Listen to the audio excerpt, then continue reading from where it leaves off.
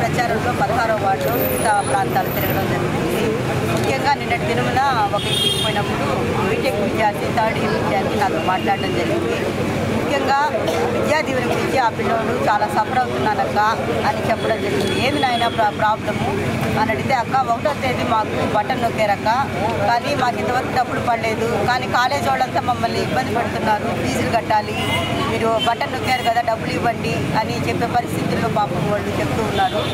మాకు ఇస్తే డబ్బులు రాలేదక్క, ఏనాయన ఎందుకు రాలేదు డబ్బులు అని అడిగితే, అక్క మాకు ఇంతవరకు పడలేదు, ఇప్పుడు వరకు కూడా కనీసము ఒక 60-70% కూడా పడలేదని చెప్పడం జరిగింది అని చెప్పి అన్నారు. ఏదైనా ఎందుకు పడలేదంటే ఏమొక్క మాకు తెలియదు అని అన్నారు. మేము ఒకటే అడుగుతున్నాం గవర్నమెంట్ని, మీరు బటన్ ఏమో నొక్కుతున్నారు, డబ్బులు చూస్తే డబ్బులు రావటంలా, కాలేజ్ యాజమాన్యం వచ్చి వాళ్ళ పిల్లల్ని ఇబ్బంది పెడుతూ ఉన్నారు, ఫీజులు కట్టంటే మీరు కాలేజీకి రావద్దు అని చెప్తున్నారు. అక్క మాకు ఇంకా 1 month 2 months తర్వాత ఎగ్జామ్స్ ఉన్నాయక్క, మాకు హాల్ టికెట్స్ కూడా ఇవ్వరక్క, మాకు కొంత సహాయం చేయండి అని ఆ పిల్ల చెప్పడం జరిగింది, ఆ పిల్లోడు చెప్పడం జరిగింది. కనుక ఆలోచించండి, ఇలాంటి విద్యార్థులు ఎంతోమంది విద్యా దీవెన మీద ఆధారపడుతూ ఫీజులు లేక బాధపడుతున్నారు. కొంతమంది అప్పు చేసి కడుతున్నారక్క, మా లాంటి వాళ్ళ పరిస్థితి మేము అప్పు కూడా తెచ్చుకోలేని పరిస్థితి అని ఆ పిల్లోడు చెప్పడం జరిగింది. ఇంకా ఎంతమంది బిడ్డలు మీరు ఇబ్బంది పెడతారు అని అడుగుతున్నాం.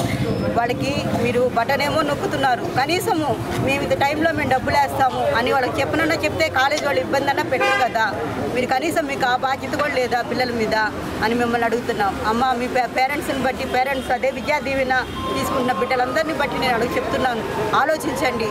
ఇలా మిమ్మల్ని ఇబ్బంది పెడుతున్నటువంటి ఈ ప్రభుత్వానికి తగిన బుద్ధి చెప్పాలని మిమ్మల్ని చెప్తున్నాను. అదేవిధంగా వాళ్ళందరికీ మీరు గవర్నమెంట్ తరఫున కూడా మేము ఈ టైంలో వేస్తామన్నా వాళ్ళకి కాలేజ్ వాళ్ళకి చెప్పడం ద్వారా కొంత వాళ్ళ మీద వాళ్ళకి ఇబ్బంది అనేది తగ్గుతుందని మేము మా తరఫున మేము డిమాండ్ చేస్తూ చెప్తూ ఉన్నాం. అదేవిధంగా ఈరోజు మిగతా వార్డులో తిరగడం జరుగుతుంది. పథకాలన్నీ ఇంటికి చెప్పడము, ఓటు అడగడము జరుగుతుంది. ప్రతి ఒక్కరూ ఆలోచించండి అమ్మా, మీకు లోకల్గా ఉండేది వీళ్ళన్నా ఆలోచించి ప్రతి ఒక్కరూ తెలుగుదేశాన్ని మీరు ఆశీర్వదించాలని కోరుకుంటూ బీజేపీ, జనసేన, తెలుగుదేశం బలపరిచినటువంటి సునీలన్నకి మీ అమూల్యమైన ఓటును వేసి అన్నను ఆశీర్వదించాలని కోరుకుంటూ ఈ అవకాశం ఇచ్చినటువంటి 16వ వార్డు ప్రజలందరికీ నా హృదయపూర్వకమైన నమస్కారాలు తెలియజేస్తాను.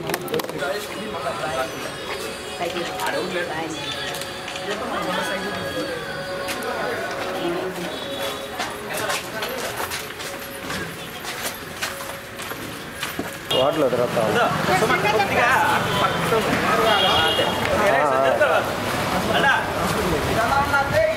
అయ్యా 4 ఏళ్ళ కోసం నా సంతలో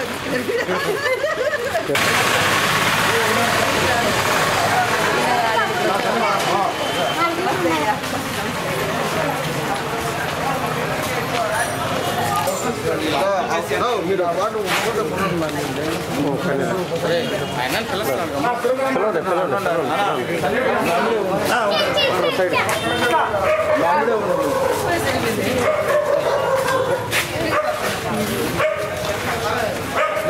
కొంచెం సైడ్ అందరూ ఎడ ఉన్నది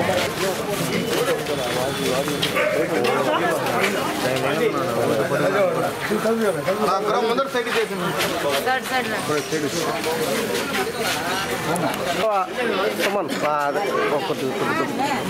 అన్నారు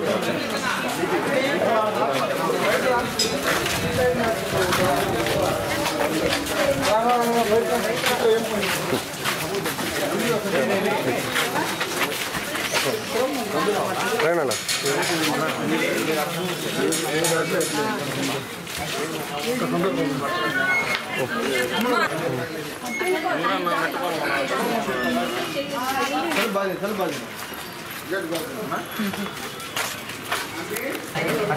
అన్నా బయటికి రా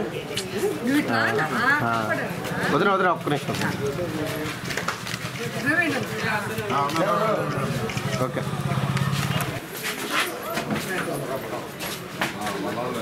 మా కేక్ ఎప్పుడు వస్తాడమ్మా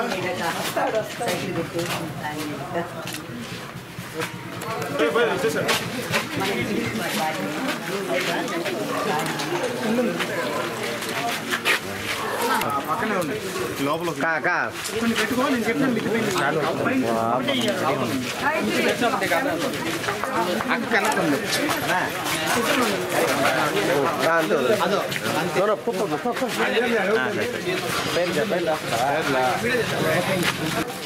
తమ్ముడు వెనకరా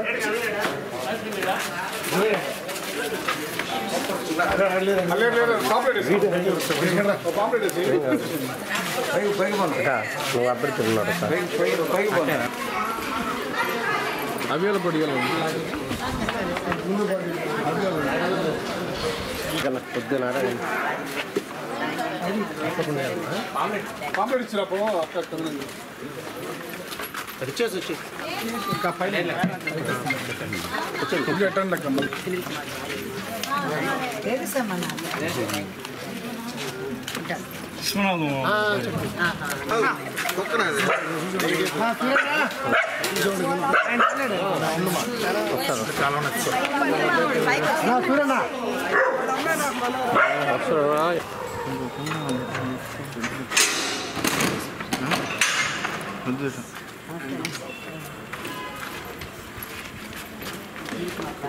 తెలుసు ఖచ్చితంగా అంతే అంతే అదే కరెక్ట్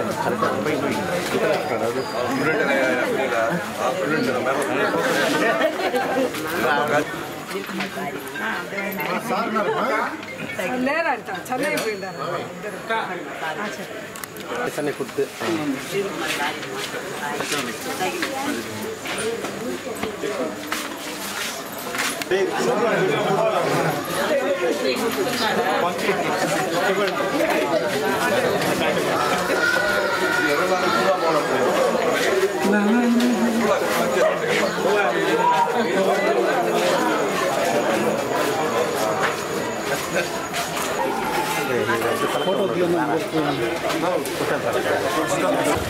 నమ్మలేదుగా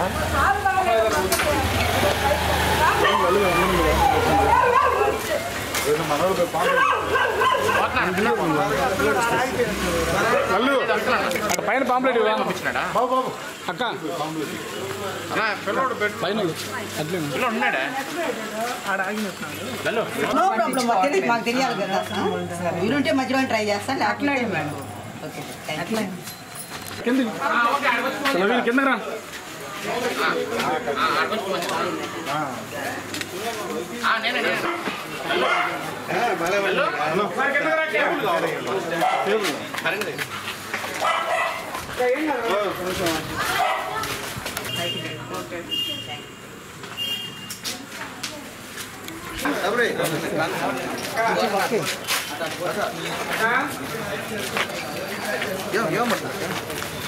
బాల్ అసలు సన్నీ అట్టే కదా